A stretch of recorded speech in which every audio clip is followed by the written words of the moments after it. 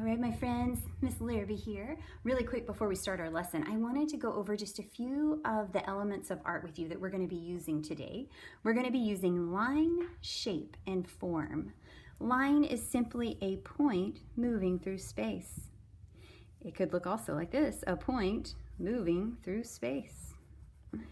Maybe it's a point moving through space. You get the idea?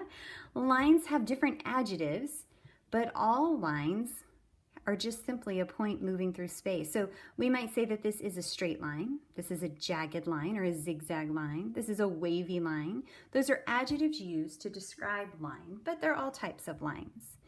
Shape is also a point moving through space. Shape is just a line that closes in a space. So we have a circle, we could have a triangle, we could have a square. These are all points moving through space. So we have line and we have shape. The last thing I want to talk to you about is form. Now, form is a three-dimensional idea. We're used to drawing on flat surfaces like this paper, maybe on a whiteboard, on a canvas. A two-dimensional flat shape would also be like on the wall, on the floor. We can do pretty well with line and shape on 2D, two-dimensional, but when we want to draw a form, when we want to show something that's three-dimensional, we have to use a little bit of optical illusion to make that happen. Here's what I mean by that. I'm going to start with a rectangle. And on my rectangle, if I want to make it into a form, I want to make it look like it has 3 dimensions to it. It's not just flat. I simply could change a few of these lines. So I'm adding a curved line to the top and bottom. I'm going to erase that original line. And then the top would be curved the other direction.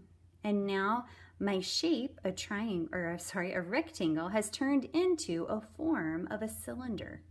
Sometimes we do this with squares. I'm sure you guys have seen something similar to this. You can overlap 2 squares and connect the sides.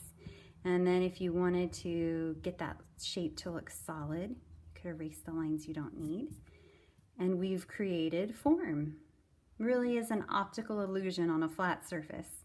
In our lesson today, we're going to be using this idea of a cylinder to make our spray cans. I'm going to show you in the video one way to do it, but you might find that it's easier to start with a rectangle and then change those lines as you need to. All right, so remember that in the lesson. If you need to do that while we're drawing the cans, you sure can. Oh, can. All right, have a good time with your art lesson today, and I can't wait to see what you create. Hello, welcome back to the art room. Miss Larrabee here, and I have a special guest with me today, my son Ben. You want to say hi? Hi. Ben is a 4th grader, and he's going to be drawing along with us today. Today for our lesson, we need 1 sheet of paper, a pencil, and you even get an eraser today. We're going to be practicing drawing with form, and we might need to erase and adjust some things, which is just fine.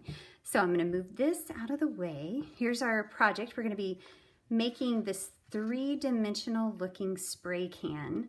And so I'm going to lead you through the steps. Ben's going to draw along with me as we do this.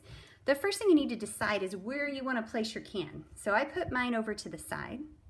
You could put it in the middle, diagonal, down at the bottom, your choice. So, Ben, where do you think you're going to put yours? Oh, right smack in the middle. Right in the middle. All right. Ben likes to use mechanical pencil. Yeah. Either one works. My other one here, the last clip just the lead fell out. The lead fell out. All right, here we go. All right, the first thing I want you to do is put a hand at the top. This is just to help us not get too close to the top. We want to bring it down just a little so we have enough space. So no matter which way you do your can, if you're going to do yours straight up and down, I'll do mine over to the side again. Maybe I'll do mine lower. So you're going to add a curved line. It's not very curved, it's just slightly curved back. This is going to be the top of our can. Now you get to decide how tall your can's going to be. Scoop my paper up just a tiny bit. So I'm going to add the bottom of my can. I don't want it to be totally resting on the bottom, but somewhere down here. So decide how tall, ooh, you're going to have a tall can. And add another curved line to the bottom. There's the bottom of your can. Nice. And remember, you can always erase. We're using erasers today. That's true. I'm going to use a ruler for this part, but you can freehand it as well. We're going to connect the top and bottom of these lines to make the side of our can. I like using the ruler, and then I can just slide it over. It makes my sides a little more parallel. Ben's freehanding it. This is a little smaller, so I can't exactly use a ruler. Yeah, that works. It's looking good. You can erase a little, adjust if you need to. Excellent.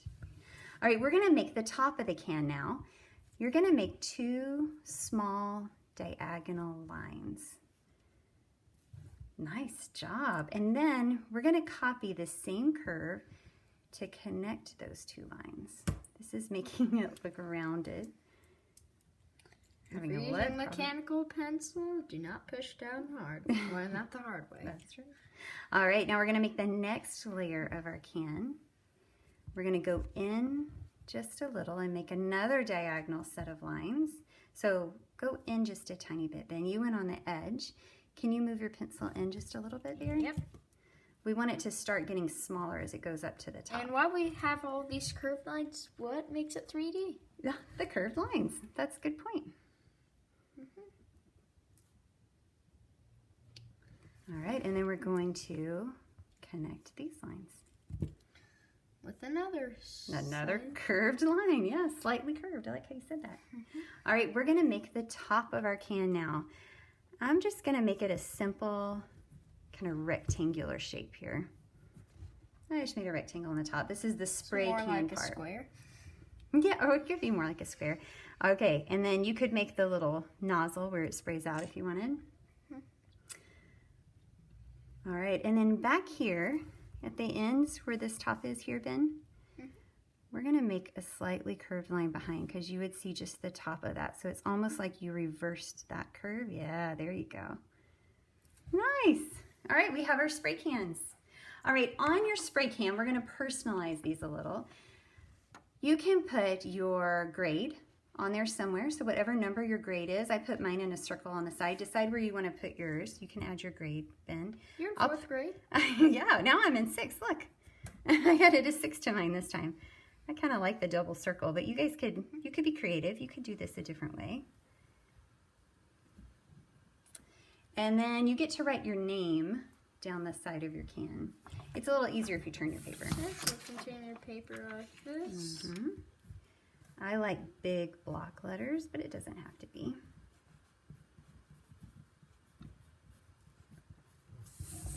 All right. And then down here at the bottom, we thought it would be fun if you get to name your paint color, right? So choose what, I mean, I wasn't super creative here. Emerald green, because I think emeralds are beautiful. But you guys could choose your own. So think about a color that you really like. Maybe it's your favorite, just one that you like. And decide what you would name your color if you were naming your paint. They have contests a lot of times with that. I'm going to put ocean blue on mine this time. And you can add a little detail. You could definitely add some detail. Like I did. If you're going to write your name across the bottom to give it more of that form shape, you can make your letters bend with the same line. I think I did a little better on the word blue. Oh, I like the flames added to yours. We'll come back and you can add a little bit more to yours. The next thing we're going to do is we're going to add these lines radiating out from the center. There's 2 ways that you can do this. You can freehand them. You can just draw them. Or you can put a dot, a very light dot in the center of your can. And you can use a ruler. And this dot becomes your axis. Now, if this isn't your cup of tea, that is okay. You can do, Ben's going to freehand his. But if you enjoy using your ruler, you might like this. I go behind my can and I just move the ruler along the same point. And actually what I like to say when we're in class together is you go until you meet a line and you say bump and you pick up your pencil and go to the next side.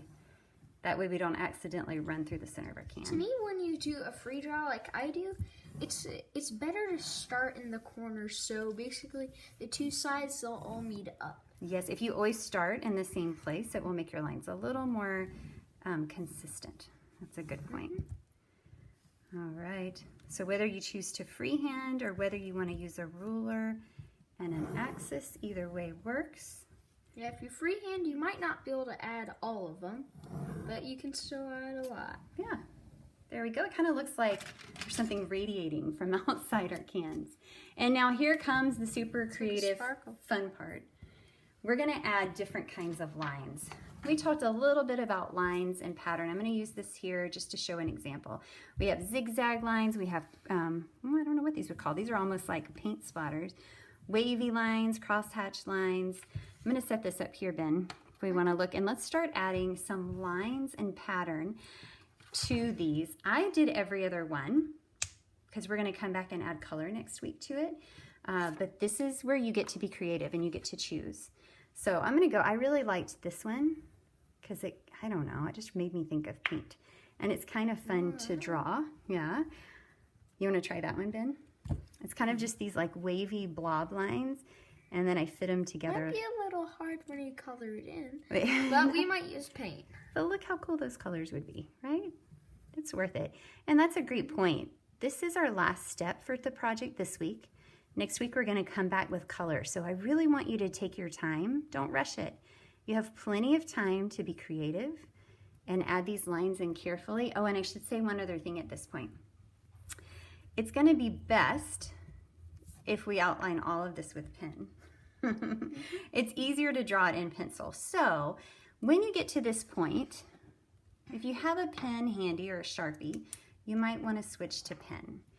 And that way, you don't have to outline it all twice. Ben, would you like to switch to pen too? I'm not exactly done. Okay, so you keep going. Keep going with pencil. You can always go back over it with pen. That's what I did on mine. I went back over it with pen after I made my decisions. But if you feel ready, you can just go for it with pen. If you use a Sharpie, you may have to ask first. Oh, that's a great point. Yes, always ask before you use a supply like a Sharpie, because sometimes we put a mat under it so it doesn't bleed through on our table, right? They do that sometimes. I'm gonna scooch over just a tiny bit so we can see the pattern you're adding. All right, so let's go ahead. We'll just, we'll add pattern in. We'll probably speed up this part of the video.